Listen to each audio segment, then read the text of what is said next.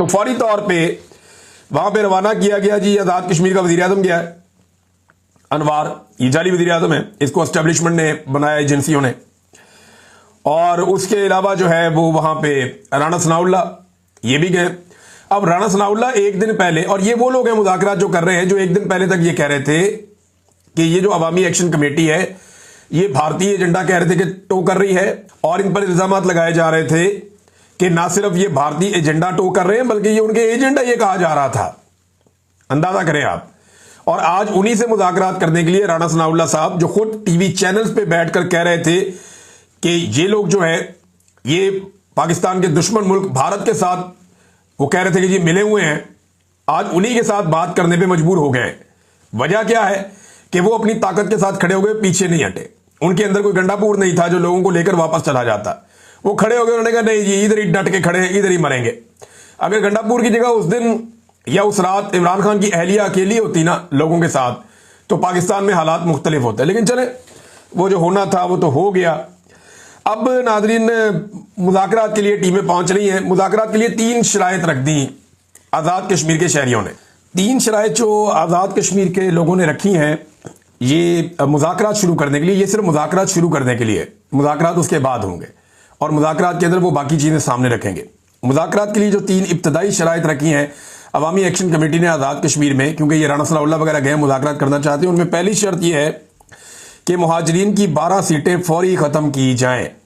ये जो एक खेल एस्टेब्लिशमेंट ने खेला हुआ है कि अपने बंदे लाके बिठा देते हैं और उनके जरिए से इक़्तिदार को कंट्रोल करते हैं, आज़ाद कश्मीर में हुकूमत को कठपुतली बनाकर रख देते हैं। वो कह रहे हैं जी कि एक तो महाजिरीन की 12 नशस्तें फौरी तौर पे ख़त्म की जाए। नंबर 2, 8 दिसंबर के मुआहदे पर अमल दरामद का नोटिफिकेशन जारी किया जाए। यानी पहले जो वादे किए थे वो सारे वादे पूरे किए जाए जो 8 दिसंबर को आप लोगों ने वादे किए थे कौम के साथ वहां पे, और ये तय किया था कि ये चीज़ें फौरी तौर पे की जाएंगी, वो नहीं की गई, उनका नोटिफिकेशन जारी किया जाए। नंबर 3, तमाम मुराद फौरी तौर पे ख़त्म की जाए। ये जो अयाशी है ना अफसरान की या सियासतदानों की और मौजें लगी हुई है, एक अन्नी डाली हुई है, इन्होंने पैसा कमा कमा के इन्होंने तबाही फेरी हुई। उस दिन DGI SPR भी यही कह रहे थे वहां पे बैठ के कि मुराद जो है वो हम जब लेंगे टैक्सेस तो भी मुराद देंगे ना। तो मुराद जनाब ये जिन लोगों को दी हुई है आप लोगों ने, जो मौजें लगी हुई है जिन लोगों की, जो अयाशियां कर रहे हैं, जिनकी जिंदगियां ही एक अजीब तरीके से गुजर रही हैं, जब आप इतनी मुराद देंगे और ये काम आप करेंगे तो लोग तो नाराज होंगे। लिहाजा वो ये कहते हैं कि तुम हमारे नौकर हो, नौकरों की तरह जिंदगी गुजारो। अब अगर तो ये मुज़ाकरात संजीदा है और हुकूमत वाकई ये चाहती है कि अवामी एक्शन कमेटी के साथ मामला तय हो जाए, तो फिर रवैया किसी और तरह का होना चाहिए था। लेकिन इस्लामाबाद प्रेस क्लब में जब पहुंचे आज़ाद कश्मीर के शहरी एहतजाज करने के लिए, कि जनाब वहां पे भी एहतजाज करते हैं, वो पाकिस्तानी भी थे, आज़ाद कश्मीर के लोग भी थे, कुछ जर्नलिस्ट भी थे, उन्होंने कहा जी एहतजाज करते हैं, वहां पे जो मारामारी हो रही है, कत्लेआम हो रहा है, उसको रोका जाए। तो पुलिस ने वहां पे दबा के लाठीचार्ज किया और बहुत तशद्दुद किया आज़ाद कश्मीर के शहरियों के ऊपर, बल्कि बहुत सारों को गिरफ्तार भी कर दिया। हत्ता कि जो खवातीन वहां पे एहतजाज करने आई हुई थी उन खवातीन को भी गिरफ्तार करके गाड़ियों में डाल दिया। ये पुलिस ने किया इस्लामाबाद में कश्मीरी मुजाहिरीन के साथ। तो जो एस्टेब्लिशमेंट है ना उसकी पॉलिसी बड़ी क्लियर है, वो किसी सूरत भी अवाम का इक्तदार नहीं चाहती। एस्टेब्लिशमेंट हर सूरत ये चाहती है कि फर्द वाहिद का इक्तदार हो जो मिलिट्री एस्टेब्लिशमेंट की सरबराही कर रहा हो। यानी आजकल आसिम मुनीर साहब है, उनका इक्तदार है पाकिस्तान में, उनका तोती बोलता है, वो स्याह और सफेद के मालिक है, वो जैसे चाहे मुल्क को चलाएं। लिहाजा अवाम को इक्तदार नहीं देना, इक्तदार अपनी मुट्ठी में बंद रखना है। यह है जनाब इस वक्त सूरत हाल। और इतना मारा उन्होंने, जो आज़ाद कश्मीर के वहां पे एहतजाज करने के लिए लोग आए थे, कि उनको मारते मारते इस्लामाबाद पुलिस प्रेस क्लब के अंदर घुस गई।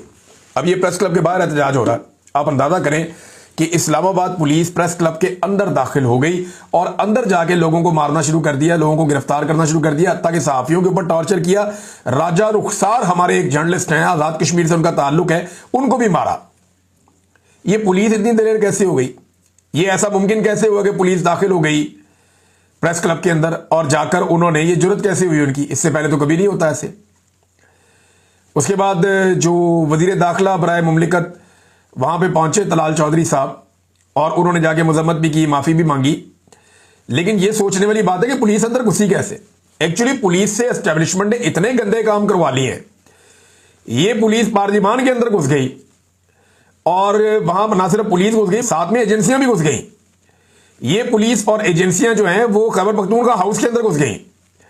ये पार्लियामेंट लॉजेस के अंदर घुस गए, जाके वहां छापे मार के लोगों को पकड़ के मारना शुरू कर दिया। और आज प्रेस क्लब में भी घुस गए। तो ये रियासती पॉलिसी होती है जिसका फायदा इदारे उठा रहे होते हैं। अब करेंगे क्या, 2-4 लोग मुअत्तल कर देंगे। उसको एसएचओ को पूछेंगे भाई तू अंदर क्यों गया था, वो कहेगा जी मैं इसलिए अंदर गया था कि मैं अंदर से ना बाकी सिपाहियों को बाहर लेकर आना चाह रहा था, मैं तो जनाब अंदर गया था सिर्फ रेस्क्यू करने के लिए। बाद में यही कहानी यही सुनाएगा, पुलिस वालों को मैं अच्छी तरह जानता हूं। लेकिन जो सहाफती क़यादत है ना, उसको चाहिए थोड़ा सा अपने अंदर हौसला पैदा करे, हिम्मत पैदा करे। अल्लाह रब्बुल इज्जत जो है वो वसाइल पैदा करने वाले हैं।